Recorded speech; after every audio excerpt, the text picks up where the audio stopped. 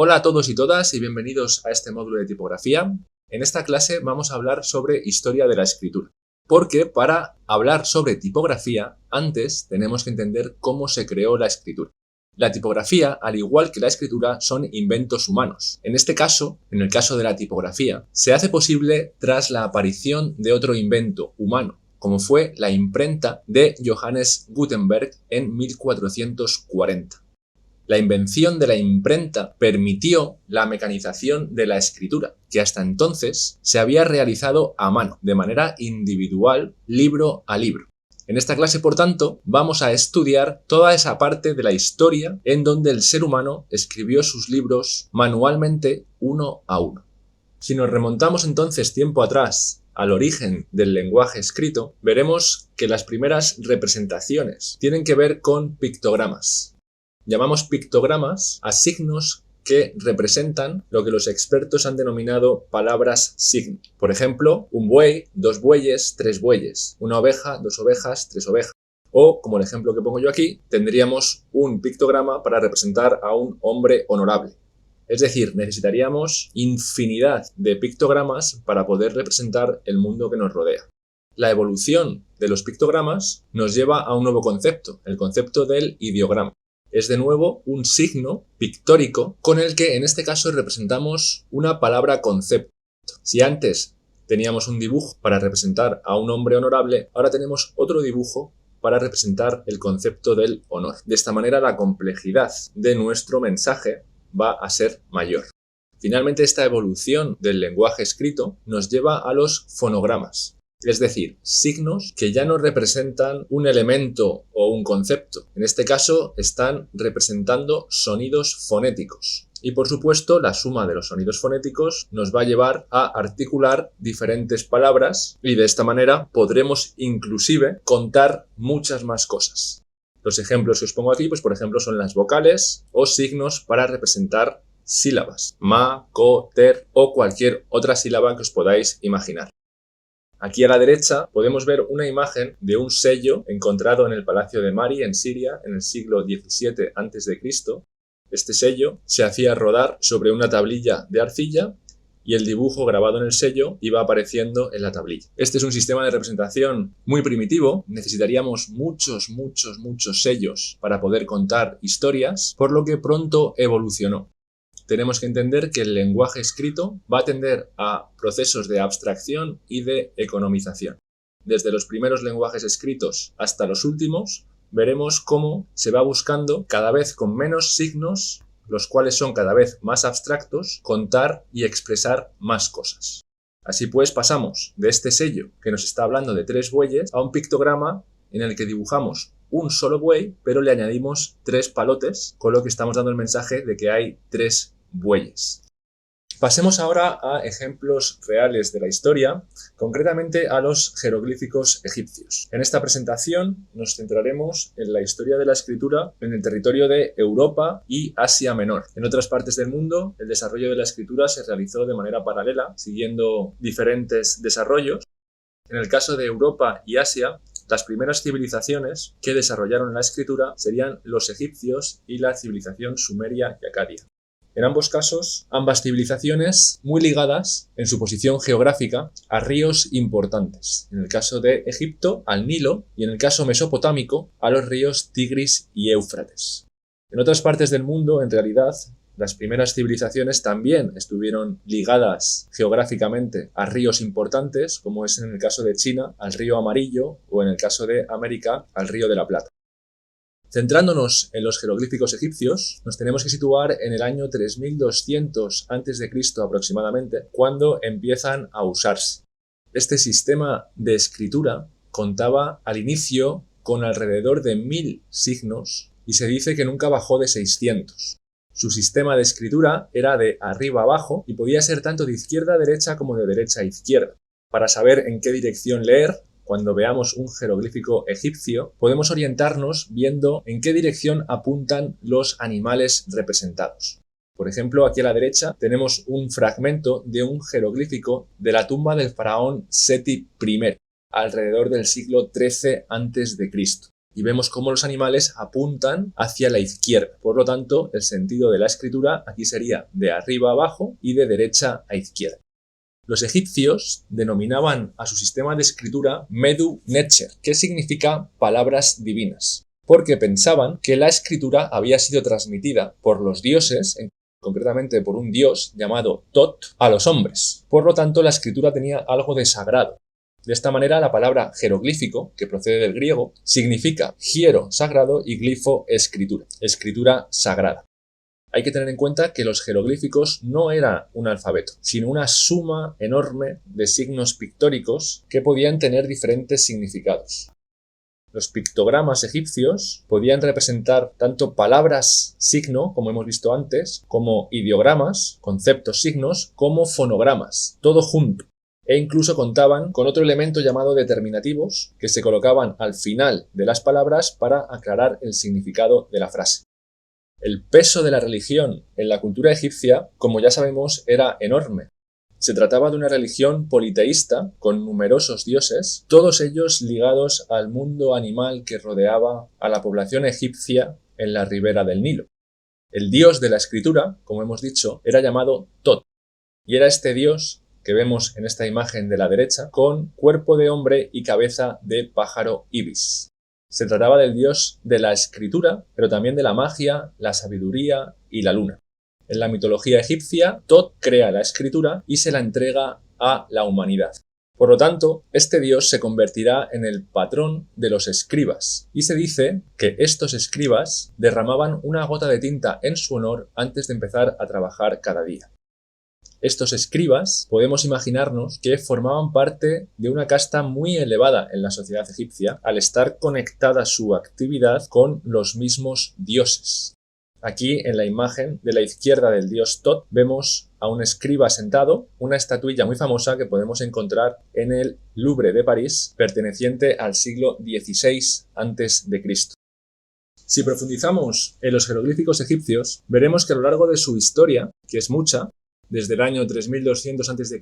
aproximadamente hasta el 300 después de Cristo, estamos hablando de 3500 años, una barbaridad de tiempo, los mismos jeroglíficos sufrieron ese proceso de simplificación y abstracción del que hablábamos al principio.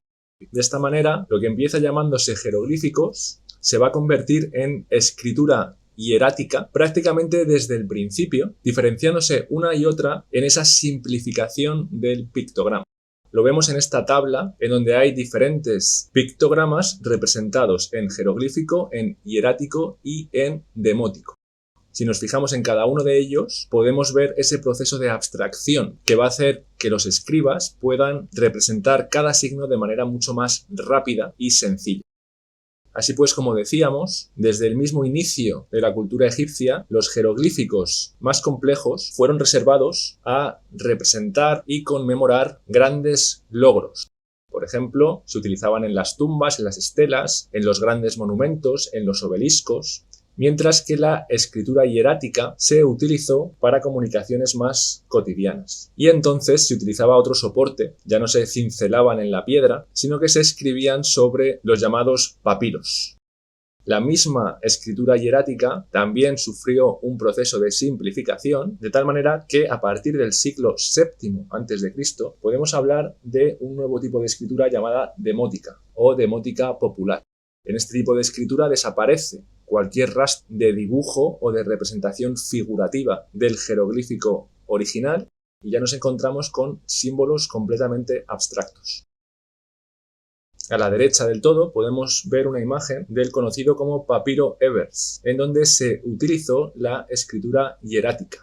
Se trata de prescripciones médicas con más de 700 remedios, escrito alrededor del año 1550 a.C. Hay que destacar que el papiro, que era el principal soporte de escritura portátil para los egipcios, estaba hecho a partir de una planta acuática que crecía en las orillas del Nilo, y que los escribas usaban como bolígrafo un cálam, que era una caña o pluma de ave con un corte oblicuo que usaban como pincel y mojaban en tinta roja o tinta negra, como vemos en la imagen del papiro Ebers. La historia de los jeroglíficos egipcios es muy interesante porque cuando digamos que la civilización o cultura egipcia colapsa o es digamos de alguna manera conquistada por los nuevos movimientos migratorios, en este caso del mundo árabe, los jeroglíficos egipcios se convierten en una lengua muerta. Nadie más la habla ni nadie más la entiende.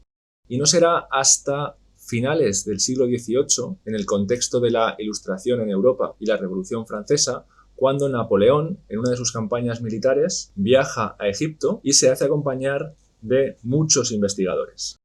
En este contexto se descubre la llamada piedra de Rosetta. Es esta piedra que tenemos en la imagen de la derecha, en donde tenemos un decreto del faraón Ptolomeo V del siglo III y siglo II a.C.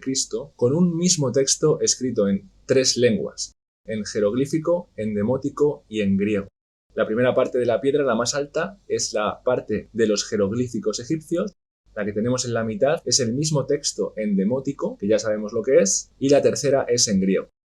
Gracias a este descubrimiento, aproximadamente 20 años después, a principios de la década de 1820, Jean-François Champollion conseguirá realizar la traducción, básicamente al descubrir el nombre de Ptolomeo V en los 3 textos.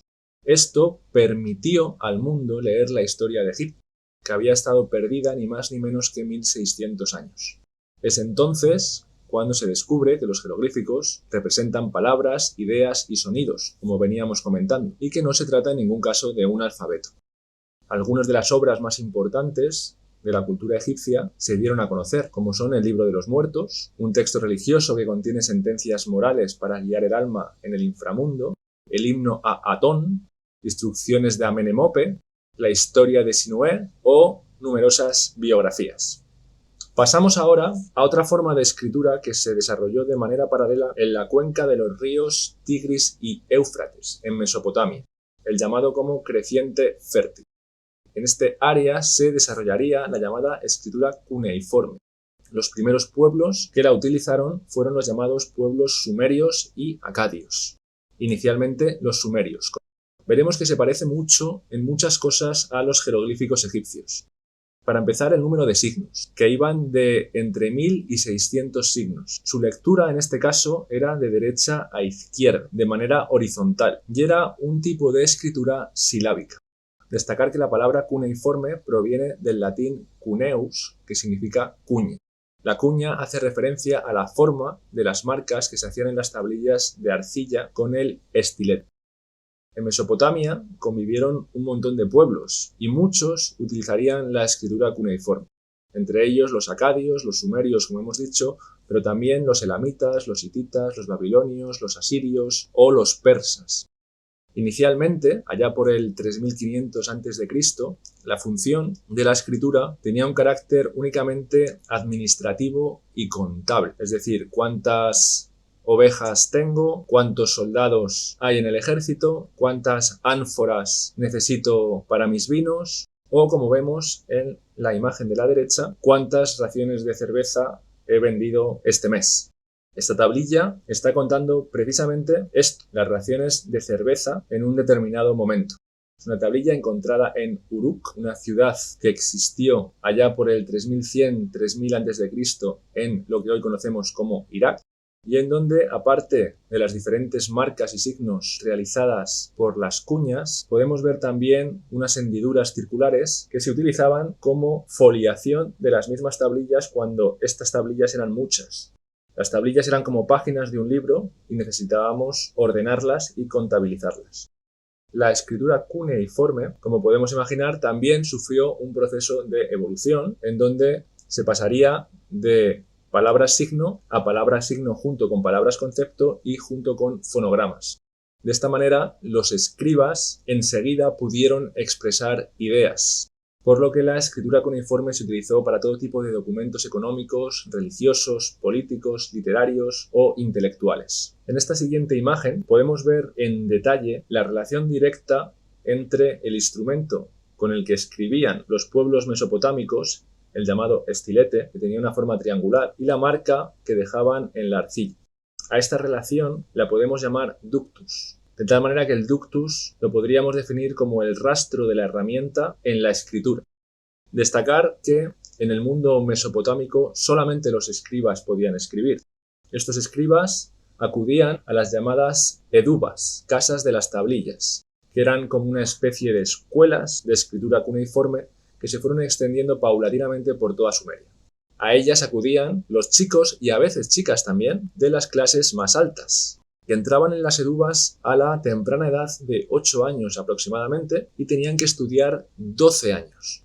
Primero se enseñaba a los estudiantes a hacer claramente las marcas verticales, las horizontales y también las oblicuas. Tenían que dominar también la dimensión de esas marcas, así como la profundidad. Tenían que aprender también a manipular la tablilla en sus manos, que debían de girar paulatinamente conforme iban escribiendo. Y así, poco a poco, eran capaces de escribir cada vez frases más y más complejas, mientras que a la vez en esas escuelas, en las eduvas, aprendían matemáticas, contabilidad, historia, religión y demás cosas relacionadas con su cultura. Como os decía antes, la escritura cuneiforme tiene muchos paralelismos con los jeroglíficos egipcios. También la escritura cuneiforme se convertiría en un momento dado en una lengua muerta.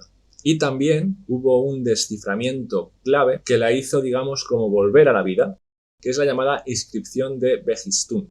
En este caso, hay que destacar la figura de Rawlinson, que consiguió descifrar esta inscripción de Behistún en 1837.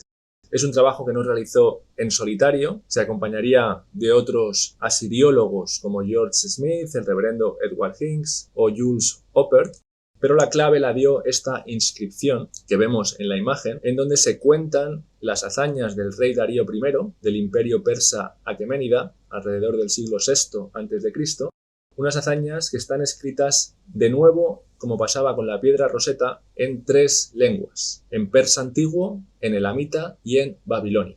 Y estas 3 lenguas usan la escritura cuneiforme. De nuevo, una parte de la historia de la humanidad se ilumina, ya que somos capaces de leer y entender los textos de todos los pueblos que utilizaron este tipo de escritura. Y en este punto me gustaría destacar cómo la escritura cuneiforme fue lo suficientemente sofisticada como para transmitir estados emocionales tales como el amor, la adoración, la traición, el miedo, el deseo, el anhelo. Básicamente consiguió expresar de forma tangible la totalidad de la experiencia humana por primera vez en la historia, yendo más allá de lo que fueron los jeroglíficos egipcios. Las grandes obras de la literatura mesopotámica, tales como el Atrasis, el descenso de Inanna, el mito de Tana, el Enuma Elis o la famosa epopeya de Gilgamesh, se escribieron todas en cuneiforme y habían permanecido completamente desconocidas hasta la mitad del siglo XIX. Y esto es muy interesante porque en la cultura europea, hasta que se descifró el cuneiforme, se creía que la Biblia era el libro más antiguo del mundo, y muchos de sus textos eran considerados obras originales. Por ejemplo, la caída del hombre o el diluvio universal incluso se habían entendido como acontecimientos literales de la historia de la humanidad dictados por Dios al autor o autores del Génesis. Cuando se descubrieron todos estos textos mesopotámicos, se vio que muchos de ellos eran idénticos a los textos hebreos, con la diferencia de que los textos en cuneiforme habían sido escritos mucho antes. Aquí a la derecha tenemos un ejemplo del poema de Gilgamesh, la 11ª tablilla de las muchas que tiene este poema, y en donde se cuenta cómo Dios envió una inundación para castigar al hombre. Esto seguramente nos recuerda al pasaje bíblico de Noé en el Génesis. Siguiendo con la evolución de la escritura, cabe destacar la aparición de 2 alfabetos. Por primera vez estamos hablando de alfabeto, y me estoy refiriendo al alfabeto de Ugarit en Siria, que aparece alrededor del año 1500 a.C. y que estuvo vigente alrededor de 2 siglos, y no muy lejos del alfabeto protosinaítico, en la península del Sinaí, que apareció un poco antes, en 1700 a.C., y también duraría alrededor de 200 años. El alfabeto de Ugarit constaba de 30 signos, es decir, el salto a nivel conceptual que se produce es gigantesco. Pasamos de los, vamos a decir, 600, 750 signos de los jeroglíficos y de la escritura cuneiforme a 30 signos en el alfabeto de Ugarit. Se lee de izquierda a derecha y se trata de un alfabeto enteramente fonético y también consonántico, es decir, no existen vocales. Si nos fijamos en la imagen, se ve claramente cómo los signos son simplificaciones muy básicas de las cuñas cuneiformes. Por otro lado, el alfabeto protosinaítico es un descendiente, no en este caso de la escritura cuneiforme, como pasaba con el ugarítico, sino de los jeroglíficos egipcios. Este alfabeto tiene 23 signos únicamente y se podía leer tanto de derecha a izquierda como de izquierda a derecha, como pasaba con los jeroglíficos, y de arriba a abajo. Por su antigüedad es el primer alfabeto consonántico o abjad, así se denominan también a los alfabetos consonánticos, documentado de la historia. Como decíamos, es una simplificación de los jeroglíficos egipcios y en la poca documentación que se ha encontrado, la mayoría de las veces se trata de inscripciones en roca con textos a la diosa Hathor, una diosa muy importante del mundo egipcio. Estos dos alfabetos abrirán el camino a un alfabeto todavía mucho más importante, el alfabeto fenicio. Este alfabeto, cuyos 22 signos vemos representados en esta imagen de la derecha, se leía de derecha a izquierda y era un alfabeto fonético consonántico. De nuevo, no existen las vocales. Y lo inventaron los fenicios. Por lo que lo primero que nos tenemos que preguntar es quiénes eran los fenicios, ya que este alfabeto cambiará la historia de la escritura para siempre. Los fenicios eran un pueblo de comerciantes y navegantes extraordinarios que se asentaron en la llamada tierra de Canaán, o costa levantina. Lo vemos en el mapa con esa mancha naranja y que desde allí, después de la fundación y el asentamiento en diferentes ciudades-estado como Biblos, Sidón o Tiro, se expandirían hacia el occidente del Mediterráneo, fundando ciudades en la costa africana como Leptis, la famosísima Cartago, Gadir, ya en España, o Lixo. El nombre fenicio proviene de la palabra griega phoenix, que significa púrpura o rojo. Destacar que los griegos llamaron así a los fenicios porque se vestían con ropajes de color púrpura, un tinte que ellos mismos producían a partir de la secreción de un caracol de mar. Los fenicios habían llegado a esta zona de Asia Menor, a la tierra de Canaán, a principios del tercer milenio, y sobre el año 1100 a.C. inventan este alfabeto, su propio alfabeto, que tiene una gran influencia de los pictogramas de los jeroglíficos egipcios y a nivel conceptual del alfabeto ugarítico y del protosinaítico. Como decíamos, este alfabeto ejercerá una increíble influencia en la evolución de los diferentes alfabetos de los diferentes lenguajes. Por ejemplo, el nombre de los 3 primeros caracteres de este alfabeto, que los vemos representados en la primera columna, empezando por la izquierda en las 3 primeras posiciones, en fenicio se denominan Aleph, Bet y Gimel. Seguro que nos suena al alfa, beta y gamma del alfabeto griego. Como os decía, el alfabeto fenicio tiene una extraordinaria importancia y a partir de él, si vamos hacia Occidente, se desarrollaría el alfabeto griego, del cual surgiría el alfabeto cirílico, el etrusco y finalmente el latino. De manera paralela, si nos desplazamos hacia Oriente, desde el alfabeto fenicio surgiría el alfabeto arameo, del cual surgen el alfabeto hebreo y también el nabateo, que a su vez dará lugar al alfabeto árabe.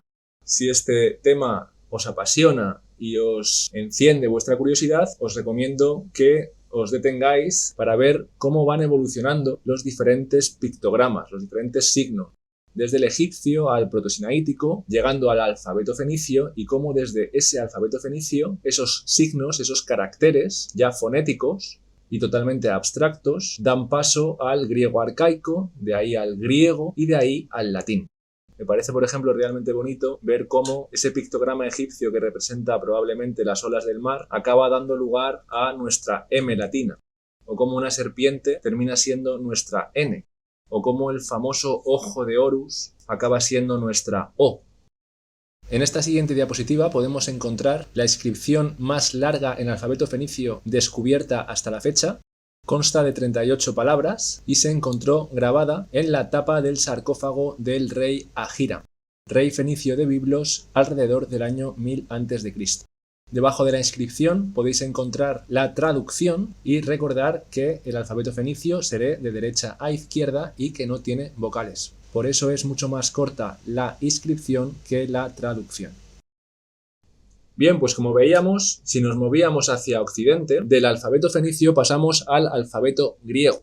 No se sabe muy bien si fueron los griegos que llegaron a la costa levantina o fueron los fenicios los que fueron a la costa griega, El caso es que hubo un intercambio comercial que dio lugar a que los griegos, que en ese momento escribían a partir de un silabario, el llamado silabario lineal B, cuando descubrieron el alfabeto con el que contaban los fenicios, evidentemente se dieron cuenta de que era mucho mejor, así que lo cogieron y lo adaptaron a su propia lengua.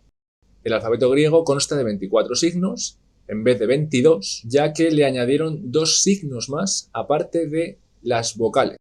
Por primera vez no se trata de un alfabeto consonántico, sino de un alfabeto vocálico. Y esto cambia mucho las cosas, porque permite a cualquier persona poder leerlo. Los alfabetos consonánticos tenemos que tener en cuenta que funcionan de tal manera que un individuo que quiera leerlo debe conocer muy bien, de manera casi nativa, la lengua en que está escrito. Por ejemplo, digamos, fenicio. Porque si bien las vocales no están representadas, el lector debe de intuirlas en base a la posición de las consonantes, el contexto, etcétera, etcétera.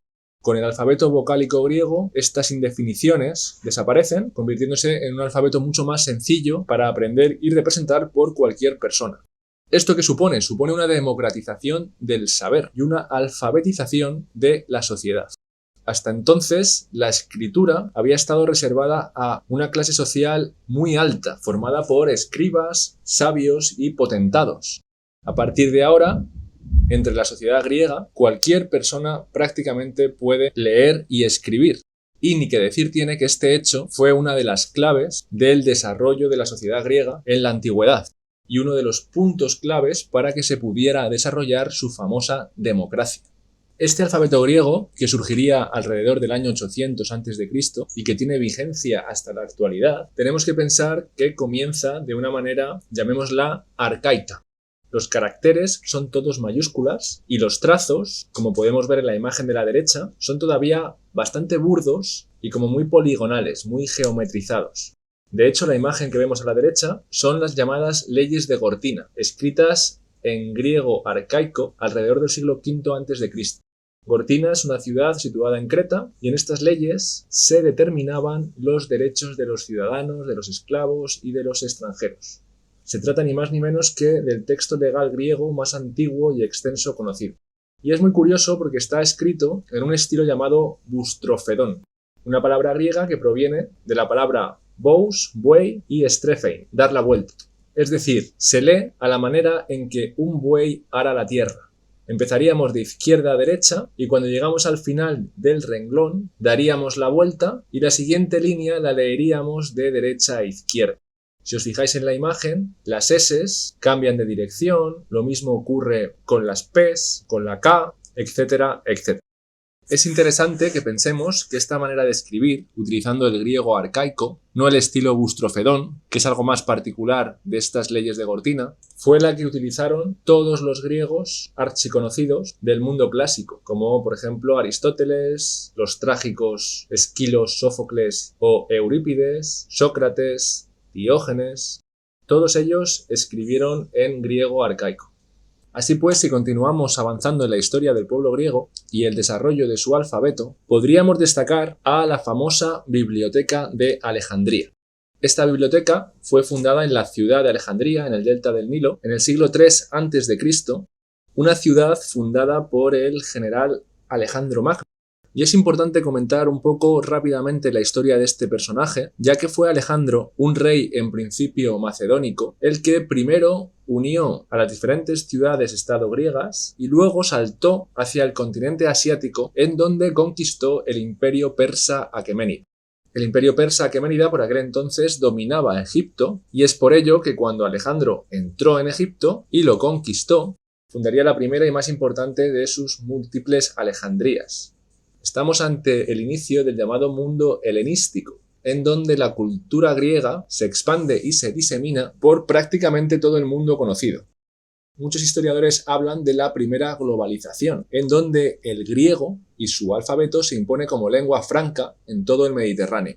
Digamos que pasa como ocurre a día de hoy con el inglés. En este contexto, la Biblioteca de Alejandría se torna en el centro de saber más importante del mundo. Los reyes lágidas, descendientes de Ptolomeo I, general de Alejandro, compran todos los libros procedentes de cualquier parte del mundo y los mandan copiar al griego. Todos estos libros venían cargados en barcos, llamados los barcos de los libros. Así pues, los mayores sabios e intelectuales pasaban por Alejandría.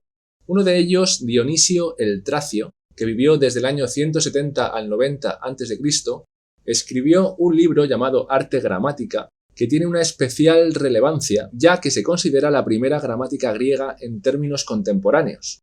¿Y qué hizo Dionisio el Tracio? Pues ni más ni menos que crear un corpus gramatical para el griego. Introduce las minúsculas, la separación de palabras, los acentos, los espíritus. Todos los libros del griego arcaico hasta la fecha se copian al nuevo griego. Además, a partir del siglo III a.C., se empieza a usar, además del papiro, otro soporte para escribir que es el pergamino. Su nombre se debe a que se inventó en la colonia griega de Pérgamo, en Asia Menor. Los pergaminos, a diferencia de los papiros, estaban hechos de piel de animal, principalmente de cordero, que se estiraba hasta llegar a la dermis y que era mucho más fácil de conseguir y más duradero. Además, se podía escribir por ambos lados. Aquí en la imagen de la derecha ya vemos el alfabeto griego en sus dos variantes, mayúsculas y minúsculas. La biblioteca de Alejandría tendría un triste final, ya que acabó siendo destruida. Esta destrucción se fue produciendo en el tiempo por diferentes avatares, como incendios, terremotos, y cuyo último capítulo tiene lugar a finales del siglo IV ya después de Cristo, con la destrucción del Museidón al mando de parabolanos cristianos. Para que nos hagamos una idea de la magnitud de lo perdido con la destrucción de la Biblioteca de Alejandría, Carl Sagan lo definió como una lobotomía en la historia de la humanidad. Y aquí os dejo un ejemplo. De 127 obras teatrales de Sófocles, solamente conservamos 7. Pero como veníamos diciendo, los avances en la gramática del griego fueron importantísimos, y aquí podemos ver cómo luciría ese griego minúsculo con la representación de los primeros párrafos del inicio de la Ilíada por parte de Homero, escrito alrededor del siglo VIII a.C. Continuando nuestro camino, y como ya habíamos mencionado anteriormente, del alfabeto griego pasaríamos al alfabeto latino. Este alfabeto surgió en el sur de Italia alrededor del año 700 a.C. y, como ya sabemos, sigue vigente en la actualidad. De hecho, es el alfabeto más usado en todo el mundo a día de hoy, seguido del árabe. En su inicio constaba de 21 signos, se lee de izquierda a derecha y es un alfabeto vocálico, al igual que lo era el griego. Los griegos, además de desplazarse y fundar colonias en Oriente, también lo hicieron hacia Occidente. Se instalaron en lo que se conoce como la Magna Grecia, en ciudades como Palermo o Siracusa. De esta manera se produjo un contacto entre los griegos y los habitantes de la península itálica. En aquel momento el pueblo más importante eran los etruscos, que adoptaron inmediatamente el alfabeto griego. Posteriormente, los romanos se fueron haciendo más y más poderosos y en su contacto con los etruscos tomarían el alfabeto al que denominamos alfabeto latino. Como ya sabemos, los romanos se expandieron por todo el mundo, es la nueva potencia, un pueblo ante todo práctico. Así pues, el alfabeto griego lo mantuvieron prácticamente intacto, no sin antes rediseñar cada uno de los caracteres, haciéndolos más legibles, utilizando geometrías más puras, apoyándose en la proporción y la simetría, todo bajo conceptos de belleza, firmeza y utilidad que también utilizaron en otras artes como la arquitectura, con sus acueductos, sus carreteras, sus cisternas o sus templos. El alfabeto latino, o abecedario, como dirían los romanos, se utiliza en multitud de otras lenguas, como pueden ser el albanés, el alemán, el afrikáans, el tagalo-filipino, el malasio o el indonesio. Por otra parte, el idioma latín, el idioma que hablaban los romanos, ha dado lugar a diferentes variantes llamadas lenguas romances, como son el español, el francés, el italiano, el portugués o el rumano. Cabe destacar que el alfabeto latino contaba con diferentes modalidades que podemos ver aquí en esta imagen.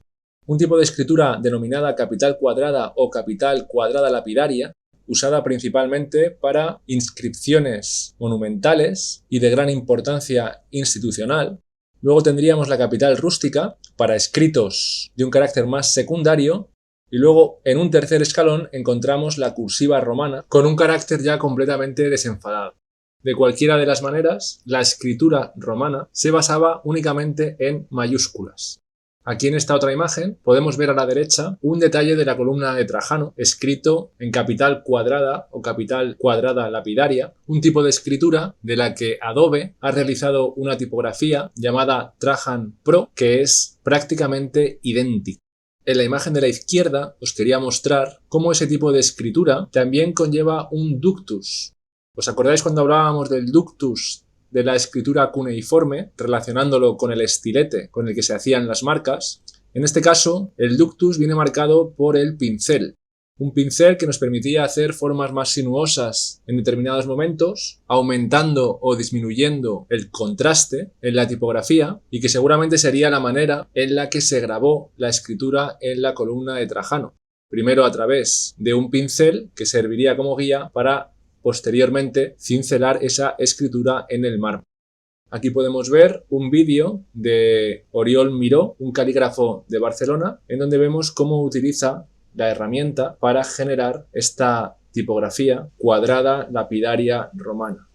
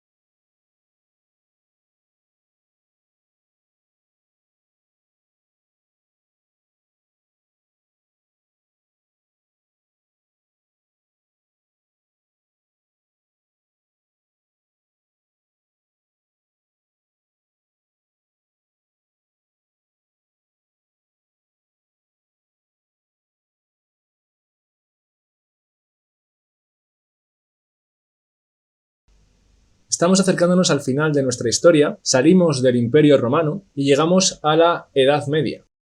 En la Edad Media cabe destacar la transformación que se dio a la escritura en la etapa del imperio de Carlomagno, creándose lo que se llamó la minúscula carolingia. Este fue un imperio breve que trató de unificar los diferentes estados de Europa en la Edad Media. Tuvo lugar en el año 800 después de Cristo, cuando Carlomagno es coronado emperador en Roma por el Papa León III, como símbolo de la restauración del Imperio Romano de Occidente. La idea es crear un nuevo orden político y religioso, y para ello Carlomagno cree que se debe universalizar la manera de escribir. Se produce, por tanto, una estandarización de la escritura. Es decir, se imponen normas muy claras y disciplinadas en la manera de escribir. Aquí a la derecha podemos ver una página de los llamados manuscritos Freising, escritos en el siglo IX después de Cristo. Esta página está escrita en lengua eslovena utilizando el alfabeto latino y en minúscula carolingia. Esta minúscula carolingia podemos ver que es muy clara y uniforme, que las formas empiezan a ser formas mucho más redondeadas, que es muy legible, que tenemos minúsculas y también capitales claras. Podemos distinguir perfectamente los espacios entre palabras y cómo se acentúan las astas ascendentes y descendentes de la tipografía, lo cual empequeñece las letras y aumenta el interlineado con el fin de impedir el contacto entre las letras. El Imperio Carolingio no tuvo una vida muy larga, duró aproximadamente 100 años, y la forma de escribir siguió evolucionando, en este caso, hacia formas más condensadas y angulares. Esto ocurrió sobre todo en el norte de Europa, en países como Alemania o Inglaterra. Podemos ver un ejemplo a la derecha con un texto en la llamada gótica cuadrada, en donde vemos cómo se reduce el espacio entre las letras, palabras y líneas. Los caracteres son súper poligonales y se crea una sensación de oscuridad y densidad en los textos. Además, las capitulares se volvieron más decoradas, floridas, incluso algunas veces con animales y monstruos. Como ya sabemos, en la Edad Media se construyeron multitud de monasterios e iglesias, la religión cristiana es predominante en esta época y la escritura pasará a manos únicamente de la institución religiosa que a través de monjes escribanos y un proceso tedioso, largo y caro irán realizando copias de manera individual de los diferentes libros. En la parte de la derecha del todo vemos otra imagen de otro tipo de escritura gótica, en este caso llamada rotunda, más propia del sur de Europa, de países como Italia o España, en donde las formas eran más amables, más curvas, con mayor distancia entre letras y por tanto más legibles. Estamos acabando nuestra presentación porque llegamos al siglo XIV después de Cristo. Llegamos al Renacimiento, el inicio del Renacimiento. Este fenómeno tiene lugar en Italia y la idea es recuperar los valores de la antigüedad clásica de Grecia y de Roma. Surge un nuevo concepto llamado humanismo que toma a el hombre, al ser humano, como medida de todas las cosas, no a Dios como pasaba en la Edad Media. Surgen, por tanto, como podemos imaginar, nuevos valores artísticos, arquitectónicos, gráficos, y en este contexto surge la escritura humanística. Aquí a la derecha tenemos una imagen con un ejemplo de escritura humanista, en donde el texto, las palabras, tienen ese cierto grado de irregularidad propio de la mano humana. Se define también por un ligero contraste entre los trazos gruesos y finos, la barra de las es siempre aparece de manera inclinada, los remates suelen ser gruesos y cortos y oblicuos en las ascendentes. Aquí os dejo algunas tipografías actuales, modernas, que tienden a imitar esta forma de escritura humanística. Algunas de ellas son la Bembo, la Jenson, Berkeley Old Style, Gill Sans, Myriad, Open Sans, Verdana o Optima. Y siguiendo un poquito más adelante, ya nos encontramos con el invento clave que lo cambió todo. La invención de la imprenta por parte de Johannes Gutenberg en Maguncia, Alemania, en 1440. Nos encontramos prácticamente a mitad del siglo XV y este es un momento charnela en la historia de la humanidad. Pasan muchas cosas y la invención de la imprenta es una de ellas súper importante. Estamos en el fin de la Edad Media y el inicio de la Edad Moderna. Se va a dar paso a una etapa más basada en el conocimiento y la investigación científica. Hay que tener en cuenta que a mitad del siglo XV se produce el final de la Guerra de los 100 años entre Inglaterra y Francia. Termina el Imperio Bizantino con la caída de Bizancio, lo que supone el fin del Imperio Romano de Oriente después de aproximadamente 1000 años. Surgen las teorías de Galileo y de Copérnico que colocan a la Tierra como un planeta alrededor del Sol. Surgirán figuras, entre otras muchas, como Leonardo da Vinci y todas sus investigaciones de anatomía, arte, arquitectura, perspectiva, medicina, botánica. Se va a producir enseguida el contacto entre Europa y el continente americano, a través de Cristóbal Colón en 1492. El mundo está a punto de girar y en este contexto surge la imprenta. Gracias a la imprenta se va a conseguir mecanizar los sistemas de impresión y esto va a dar lugar a la producción masiva de libros. Podemos imaginarnos la revolución que esto supone, ya que cualquier persona en el mundo puede tener una copia de cualquier libro y leerlo, lo que va a suponer un increíble flujo de conocimiento e intercambio de ideas. Es entonces, y solo entonces, cuando surge el concepto de tipografía. Hasta ahora hemos estado hablando de escritura. A partir de ahora tendremos que hablar de tipografía, una palabra que proviene del griego tipos, golpe o huella, y grafía, escribir. Vamos a definir tipografía como el arte y la técnica en el manejo y la selección de tipos para crear trabajos de impresión. Como veis, la palabra tipos es importante, ya que esta imprenta de Gutenberg estaba basada en la utilización de tipos móviles. Los tipos son estos caracteres que vemos aquí debajo, que se fundían en plomo, se colocaban en la máquina para posteriormente quedar impresos en las páginas que enseguida empezarían a ser todas de papel. El papel se empieza a usar como soporte, no ya el pergamino, que había sido el soporte más utilizado durante la Edad Media. Destacar rápidamente que el papel no se inventa ahora, sino que se empieza a utilizar de manera masiva. Es un invento chino del siglo II después de Cristo, que mantuvieron los chinos oculto durante mucho tiempo, que luego pasaría a ser conocido por los japoneses, por los árabes, y finalmente los árabes, a través de sus conquistas en la península ibérica, así como en Sicilia, introducirían en Europa. Se cierra de esta manera, con la invención de la imprenta, una etapa del ser humano de escritura a mano que había durado, si contamos los años, 5.000 años aproximadamente. Desde el 3500 a.C.